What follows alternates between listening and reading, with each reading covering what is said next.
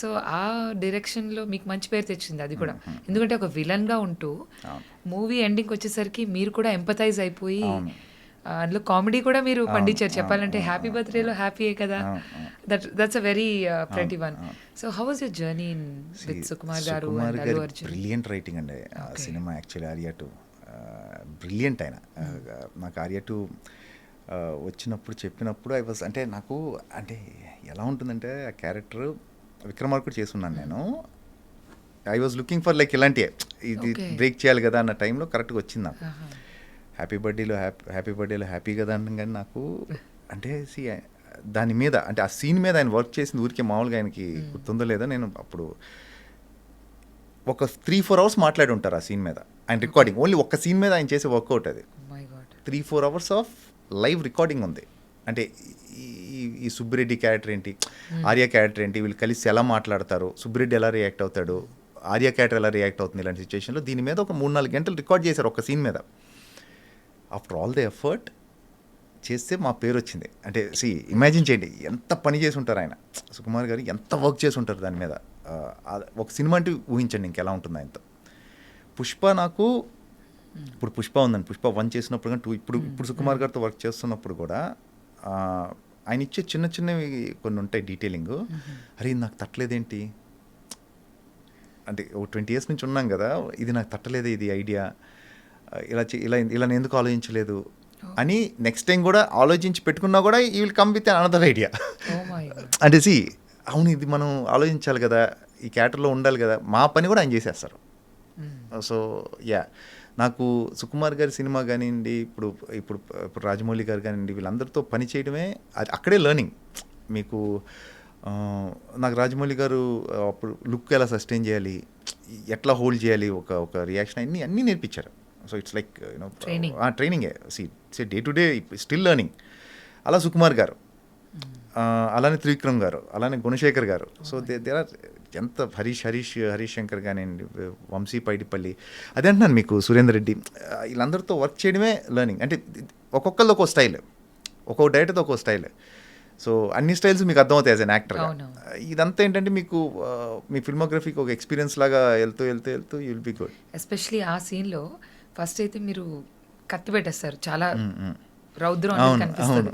ఆ తర్వాత వెంటనే మీరు ఎంపథైజ్ అయిపోతారు, తర్వాత ఫ్రెండ్ అయిపోతారు, తర్వాత ఏడుస్తారు. అసలు రైటింగ్ అసలు మీకు అసలు మామూలుగా ఉండదండి. ఆ ఫిలిం రైటింగే వేరే లెవెల్లో ఉంటుంది. అసలు కామెడీ కూడా ఎంటర్టైన్మెంట్ ఉంటుంది, ప్లస్ ఎవరు ఎంటర్టైన్ చేయాలని చేయరు, సిచ్యువేషన్సే ఉంటాయి. బ్రిలియంట్ రైటింగ్ సుకుమార్ గారు.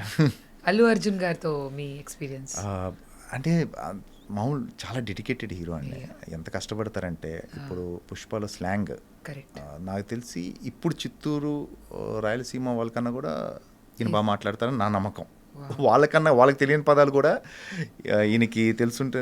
అంటే చాలా హార్డ్ వర్కింగ్. ఒక్కొక్క సీన్ ఒక్కొక్క డైలాగ్ ఎలా చెప్పాలి అంటే నెంబర్ ఆఫ్ విషయాలు ఆలోచిస్తారని నేను అనుకుంటున్నాను. ఎందుకంటే వర్క్ చేయడం చూస్తున్నాను కాబట్టి చాలా చాలా చాలా ఆలోచిస్తారు ఆయన. ప్లస్ దానితో తోడు సుకుమార్ గారు. సో ఇద్దరు కలిసి సో ఒక డెడ్లీ కాంబో వాళ్ళిద్దరిది. అంటే ట్రస్ట్, మ్యూచువల్ ట్రస్ట్ ఉంటుంది చూసారా, ఒక యాక్టర్ డైరెక్టర్, హీరోకి ఒక డైరెక్టర్కి ఉండాల్సిన ట్రస్ట్, అది నాకు తెలిసి 100% ఒకరినొకరిని బాగా నమ్ముతారు. So your role in Pushpa 2, we're all waiting to get some ఏదైనా మంచి పుష్ప 2 గురించి ఏదైనా మంచి మాట చెప్పండి. Which we don't know. I'm not allowed to talk much about Pushpa 2 because ఉంది కాబట్టి. But I can say one thing, it will be the biggest ever. మీకు మీరు అంటే Pushpa you think is good into 5 to 10 times ఉంటుంది పుష్ప. ఆ లెవెల్లో ఉంటుంది film, I'm pretty sure. Okay. So Mahesh Babu గారితో కూడా మీరు చాలా సినిమాలు చేశారు, even your height matches I know. So right from Pokiri, I think that was also a great name, it got a good name for you. So how was the journey కంప్లీట్కి? ఎందుకు ఎక్కువ సినిమాలు మహేష్ గారితోనే మీకు వచ్చాయని మీరు అనుకుంటున్నారు? ఒక్కడు అగైన్ ఖుషి రావటం వల్ల ఒక్కడు వచ్చింది. ఒక్కడు తర్వాత అతడు ఒక రకంగా త్రివిక్రమ్ గారికి అంటే ఒక రకంగా త్రివిక్రమ్ గారు చెప్పింది మహేష్ గారే. నేను అప్పుడు ఒక్కడు చేస్తున్నాను, ఆల్రెడీ ఒక యాక్టర్ని పెట్టి నేను చేసిన శివారెడ్డి అనే సీన్ ఉంటుంది కదా, షూట్ చేయడం ఏదో జరిగింది. అదే నచ్చకో లేకపోతే ఏదో సమ్ ఇష్యూ నేను చేశాను. అది లైక్ మహేష్ గారే చెప్పారు అది. ఐ డోంట్ నో అండి, అంటే హ్యాపీ అంతే. ఆయన సినిమాలన్నీ వరుసగా చేయడం జరిగింది. ఒక్కడు, పోకిరి, అతడు. సో ఆయన జర్నీ మొత్తంలో కూడా నేను ఫ్రెండ్ రోలో ఏదోటి సినిమా, అన్ని సినిమాలు మొన్నటి వరకు కూడా గుంటూరు కారం వరకు కూడా చేయడం జరిగింది. రీజన్ అంటే పర్టికులర్గా ఏం లేదు, బట్ ఐమ్ దేర్. సో మీకు ఛాలెంజింగ్గా అనిపించే అంటే role as a villain which you are dreaming of?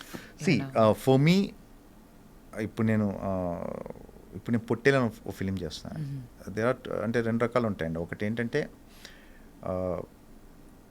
మనకి నచ్చే రోల్స్ నాకు తెలిసి చాలా తక్కువ ఉంటాయి, to be very honest with you. మీకు ఇప్పుడు కోట గారు కానివ్వండి, లేకపోతే ఎవరన్నా తీసుకున్నా కూడా ఒక 700 ఆడ్ ఫిలిమ్స్ చేసినా కూడా ప్రాబ్లీ అందులో 10% కూడా ఉండవు నచ్చినవి. అంటే నచ్చినవి అంటే ఫుల్గా పేరు వచ్చినవి. ఓకే, అంటే అదో ప్రాసెస్ జర్నీ, బట్ బాగా ఇంపాక్ట్ఫుల్ రోల్స్ కోట గారు చేసినాయి అంటే ఒక 50 ఉంటాయేమో అందులో, అంతకన్నా ఉండవు. సో అలాంటి రోల్స్ ఎదుగుతున్నాను నేను. ఆ ప్రాసెస్లో ఏంటంటే నాకు ఈ మధ్యకాలం నేను చేసిన దాంట్లో పొట్టేలను ఫిలిం చేశానండి. పొట్టేలను చేశాను. చాలా మంచి రోలు, బాగా రాశాడు సాహిత్ అని చెప్పేసి. ఇంతకుముందు సవైన ఫిలిం చేశాడు. సో ఐఎమ్ లుకింగ్ ఆఫ్, అంటే వీళ్ళ కొత్త డైరెక్టర్స్ కోసం చూస్తున్నాను నేను. అంటే వాళ్ళు కొత్త ఇన్నోవేటివ్ థాట్గా వస్తారు, కొత్త రైటింగ్తో వస్తారు, మనం కొత్తగా ఉంటాం యాజ్ అన్ యాక్టర్గా అని వచ్చిన స్వార్థం. సో ఆ రకంగా పొట్టేలు అనేది నేను బాగా వెయిట్ చేస్తాను సినిమా రిలీజ్. అందులో మీ రోల్ ఎలా ఉంటుంది? Negative character? నెగిటివ్ రోల్ అండి. It's a negative role. చాలా సెంట్రల్ రోల్ సినిమాలో, very important role in the film. నేను చాలా రోజుల తర్వాత అంటే మీకు ఉంటుంది కదా, కథ నడిపే రోల్ ఉంటుంది కదా, అంటే స్టోరీని ఇప్పుడు ఇష్కుంటుంది, స్టోరీ నడిపే రోల్. విక్రమార్కుడు ఉంటుంది, రావాల్సిన టైంలో కరెక్ట్ టైంలో వస్తుంది. ఆర్యా 2 ఒక సర్టన్ టైం, ఒక 10 మీరు చెప్పిన రోల్స్ అన్ని, లక్ష్మీ కళ్యాణ్, తేజ గారిది కానీ. అంటే అలాగా ఇది కూడా నేను చేసిన వాటిలో ఇప్పటివరకు నేను చేసిన వాటిలో బెస్ట్ రోల్ అని నేను అనుకుంటున్నాను. Looking forward to and all the very best for that.